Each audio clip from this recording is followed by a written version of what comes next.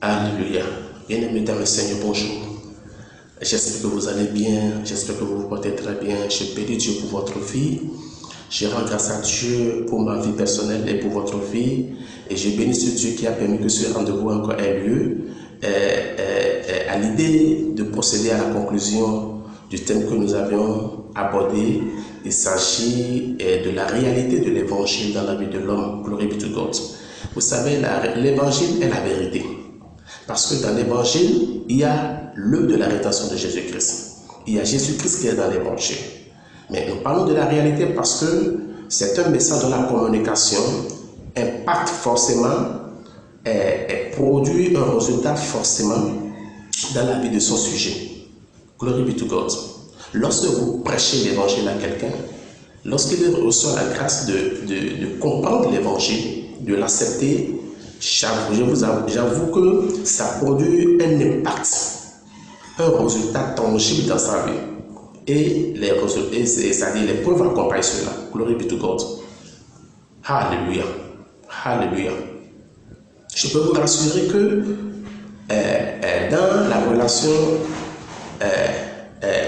divine, dans la relation spirituelle, il y a certaines âmes qui sont à caractère habituel pour les croyants. Lorsque vous rentrez dans le milieu religieux, dans le milieu spirituel, les gens utilisent la prière comme une arme et bien efficace. Alléluia. Les gens utilisent le jeûne comme arme très efficace dans cette relation, dans cette affaire. Et je peux vous rassurer que le diable et les démons obéissent bien à la prière, obéissent bien au jeûne, oui. Lorsque tu engages la prière avec une bonne conscience, les démons reconnaissent l'autorité de la prière et ils font allégeance. Le diable reconnaît l'autorité de la prière et il recule. Lorsque tu commences par jeûner, ça dit tu affaiblis ton âme et tu donnes force à ton esprit et les indispositions démoniaques qui sont là sont en train de te relâcher et c'est efficace. C'est vrai, c'est efficace. Mais il y a une chose qui constitue la force du diable et des démons dans la vie d'un être humain. Et ce sujet, lui, il n'obéit pas. Il n'obéit ni à la prière, ni au jeûne. Quel que soit le nombre de jeûnes que tu peux faire, 3 jours, 21 jours, 7 jours, 40 jours, 121 jours, je ne sais pas combien. Peu importe. Je pèse mes mots, je dis peu importe. Lui, il n'obéit jamais ni à la prière, ni au jeûne. Il n'obéit ni à ton statut. Il n'obéit à l'onction. Non, le démon obéit à l'onction. Le diable obéit à l'onction. Mais il y a un mal là. Lui n'obéit à rien. Sauf à une seule chose. L'évangile. On l'appelle le péché. L'esprit du péché. On l'appelle le péché. Il n'obéit à rien sauf que la prédication de l'évangile. Jésus a passé plus de 40 jours, 40 nuits dans le désert pour jeûner. Pardon, loin de la société pour jeûner. Mais juste après le jeûne, le malin est venu. Donc ça n'impressionne pas le malin. Non, ça n'impressionne pas le malin. Tu peux jeûner combien de temps? Tu peux être le super héros dans la prière et tu as reçu tellement de témoignages. Mais ça n'impressionne pas Dieu, Satan ou les démons. Ils t'attendent dans ta retraite de jeûne de prière jusqu'à ce que tu finisses. Et quand tu finisses, ils vont t'accueillir encore. Même quand tu seras en train de le faire, ils seront en train d'envoyer les tentatives. Peut-être pour t'amener à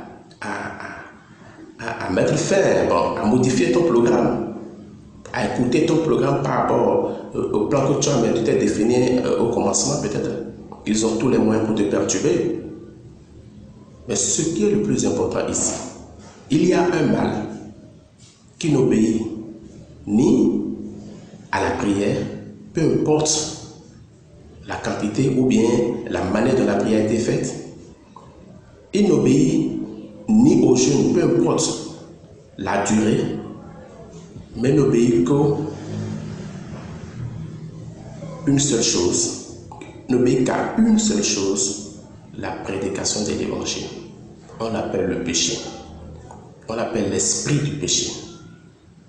L'esprit du péché ne reconnaît que l'autorité de l'évangile. Parce qu'en l'évangile, il y a l'œuvre de la rédemption de Jésus-Christ. Il y a la croix de Jésus-Christ. Il y a la victoire sur la mort. Seule la prédication de l'évangile est l'âme efficace, suffisamment efficace pour anéantir le péché. Tu peux porter le péché en toi et être bien zélé dans les prières, dans les jeûnes, dans le service, dans le ministère, dans les prédications, oui. Ça ne change rien en toi. Le péché, c'est au-dedans de toi, c'est dans ton cœur.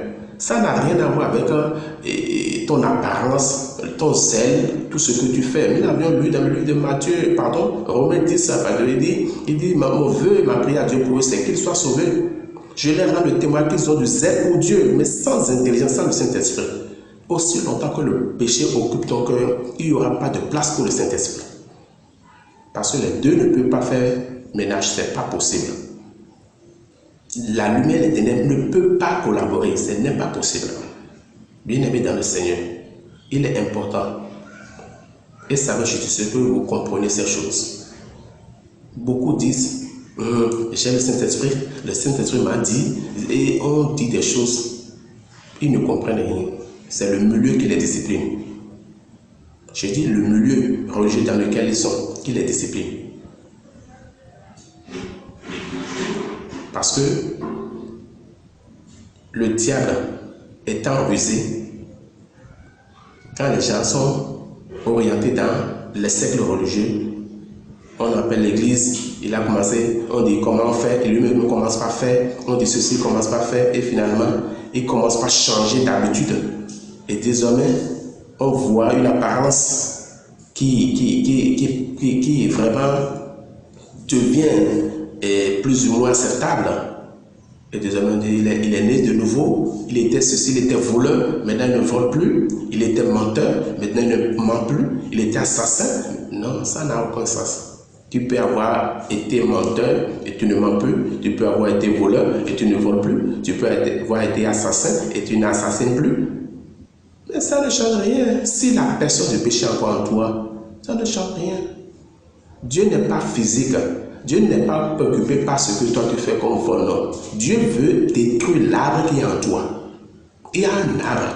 Et c'est le fruit de cet arbre que vous appelez vol, mensonge, assassinat, beaucoup de choses. Et vous avez appris à regarder le péché à travers les actes que vous posez. Ça, c'est démonstratif. C'est un processus que Dieu a mis en place. Je l'avais démontré dans les précédents enregistrements. Il fallait qu'à un moment donné, les gens découvrent en réalité ce que c'est que le péché après la promulgation de la loi. Et qu'on commence par sanctionner les actes.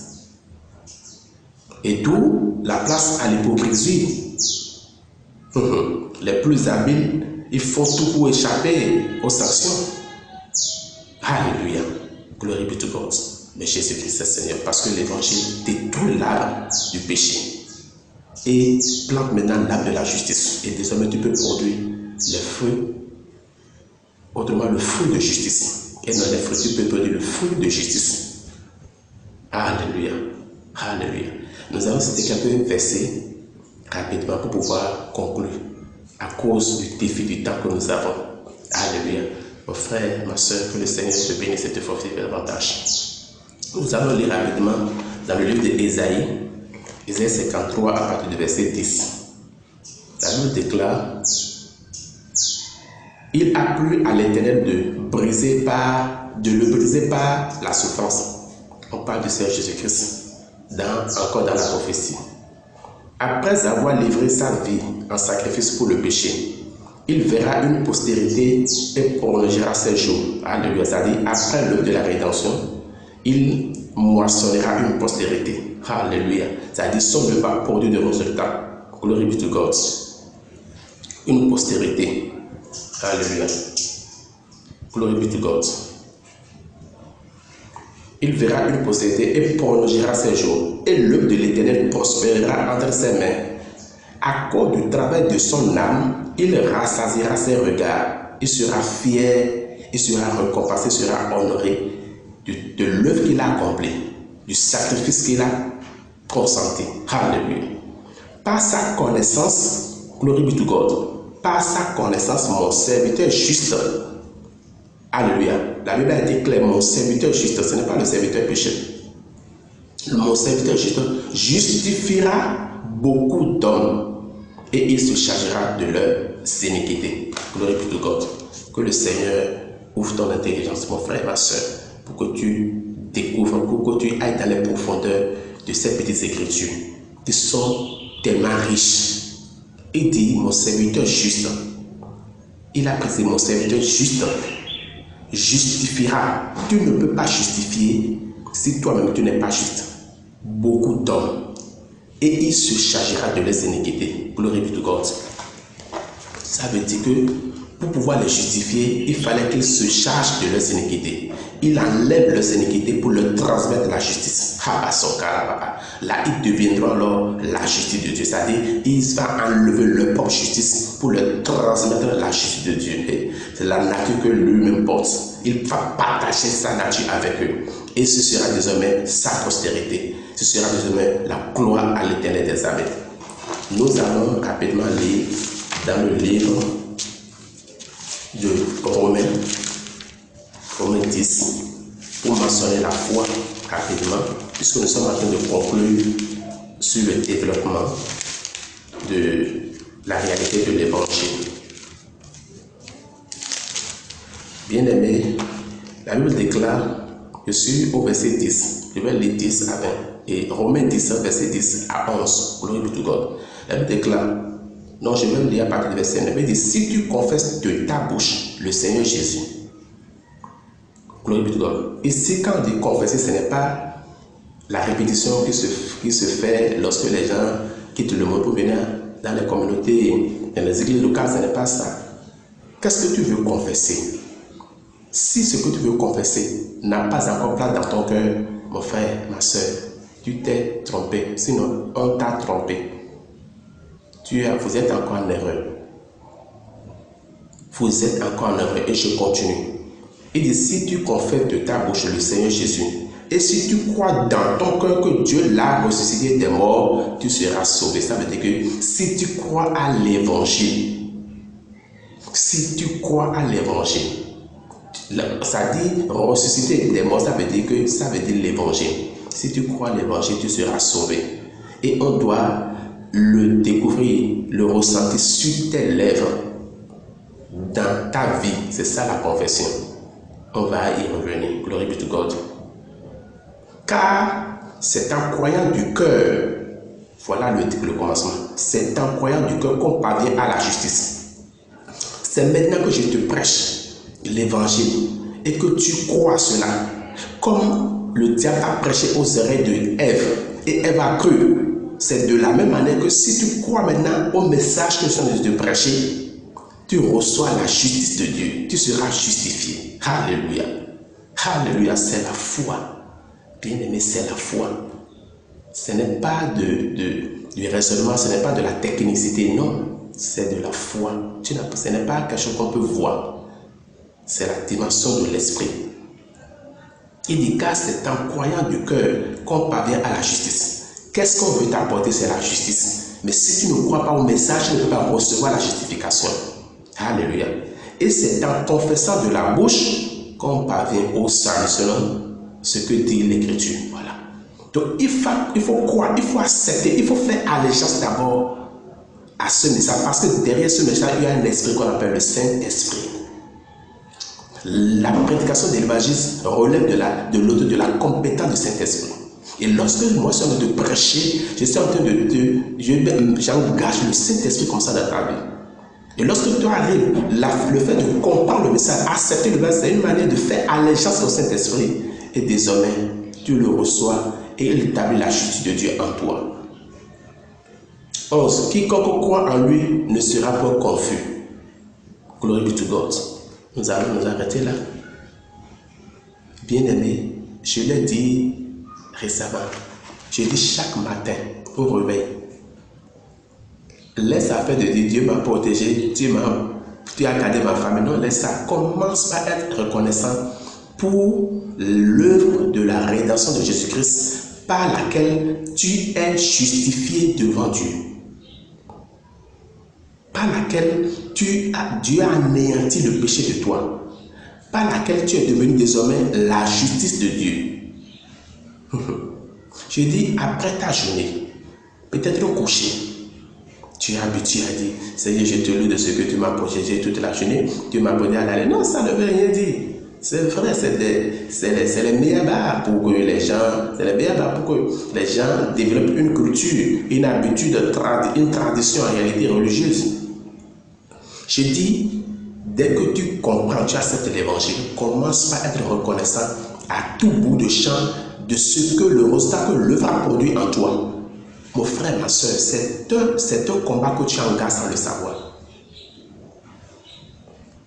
Contre la personne du péché, la personne spirituelle du péché qui était en toi. La Bible dit, si tu crois que ce que tu as entendu là, c'est la vérité, et engage-toi à confesser. C'est ça qui détruit, qui déracine l'arbre du péché de toi. Et désormais, l'arbre de justice s'installe en toi. Et c'est une question d'expérience, mon frère et ma soeur.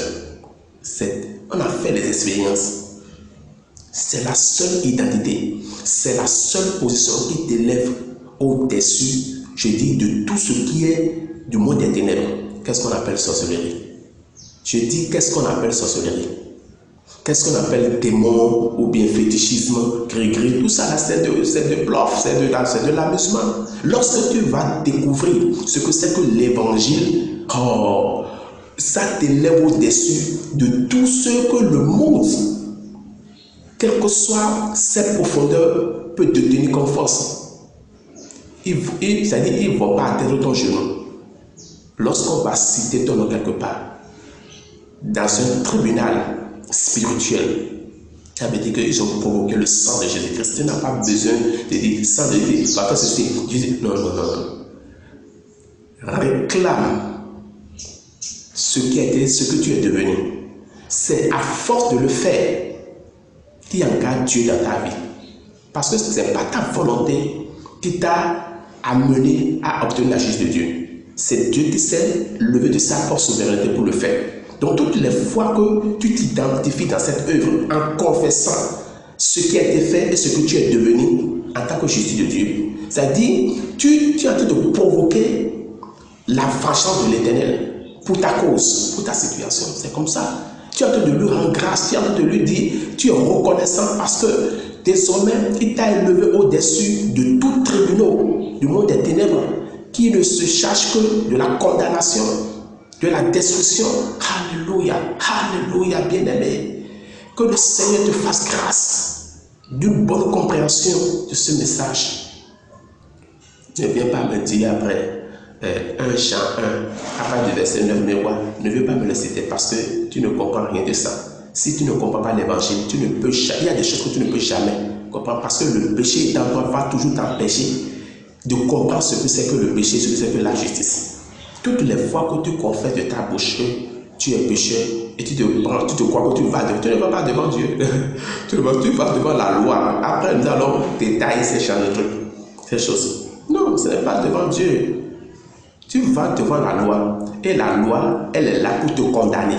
Donc, toutes les fois que tu t'engages, tu dis je suis pécheur. C'est une manière de donner vie à l'esprit du péché qui est en toi. De te reconnaître, de rejeter l'œuvre de la rédemption de Jésus-Christ. Ce qui a été fait pour te justifier là, toutes les fois tu rejettes ça parce que tu as été créé avec le libre arbitrage. Donc on peut t'apporter quelque chose que tu vas rejeter. Tu es libre, Dieu t'a donné cette capacité. C'est pour cela qu'il y a le jugement final. À la fin, Dieu va te dire, j'étais à 1000 fois, à 1000 reprises, j'ai apporté le message devant toi, mais tu n'as pas pu saisir. Tu as toujours rejeté. J'ai dit que j'ai accompli l'œuvre de justification pour toi. Mais tu as fermé ton cœur à accepter le message. Et alors que c'est la seule condition, c'est l'acceptation qui produit le résultat en toi. Il fallait que la semence aille d'abord sous le sol pour pouvoir germer. Tu as refusé que la semence de justice entre en toi. Mais comment tu peux produire des résultats bien-aimés dans le Seigneur? Voilà, nous sommes en train de dépasser déjà les 20 minutes. Vraiment, mais que le Seigneur le fortifie. J'ai beaucoup de choses à te dire encore. Mais je préfère, je ne pourrais pas le faire parce que nous sommes face à la réalité du temps. Je suis comme ça en train de conclure le message sur l'évangile. Et je crois que celui qui a commencé l'œuvre, il est fidèle. Celui qui a permis que ce thème soit développé, il est fidèle. Et d'ici là, les témoignages vont jaillir certainement. Je ne suis pas né avec ça. Un jour, je l'ai rencontré après de lourds combats. Pendant qu'on me prêchait, je combattais. Je disais non, c'est faux, c'est faux. Mais jusqu'à ce que Dieu m'a fait grâce et j'ai compris. Et je suis convaincu de ça. Et cela me ramène alors à Jean 16, à partir du verset 8 et 9, je crois. Il dit, il vous convaincra de 3 éléments. Le péché, la justice et le jugement. Qui va te convaincre? C'est le Saint-Esprit. Le diable ne va jamais te convaincre. Le péché ne va te convaincre. Mais le Saint-Esprit va te convaincre de ce que, ce que signifie le péché dans le langage de Dieu. Ce que signifie la justice dans le langage de Dieu. Ce que signifie le jugement dans le langage de Dieu. Tout ce que toi tu as appris le langage religieux, le langage du monde, et qui sont tous sous la coordination du péché du diable. Parce que c'est lui le prince de ce monde. Quand tu viens se réclamer directement propriétaire de toi, ah, ça c'est pour moi, c'est ce qu'il dit. Si tu es dans ce monde, tu es ma propriété, tu es sous mon autorité, c'est ce que lui se réclame toujours. Mais grâce soit rendue à notre Dieu qui a donné le Fils, l'agneau sans tache, il a livré un sacrifice pour nous. Comme nous l'avons cité dans le livre de Ésaïe 53, il dit le juste, mon serviteur juste, par sa connaissance, celle que je partage maintenant avec toi, justifiera beaucoup d'hommes. Il ne les justifiera pas par la prière, il ne les justifiera pas par le jeûne, mais par la connaissance. Bien-aimé, à présent, la connaissance est près de toi, elle est à ta porte, à la porte de ton cœur.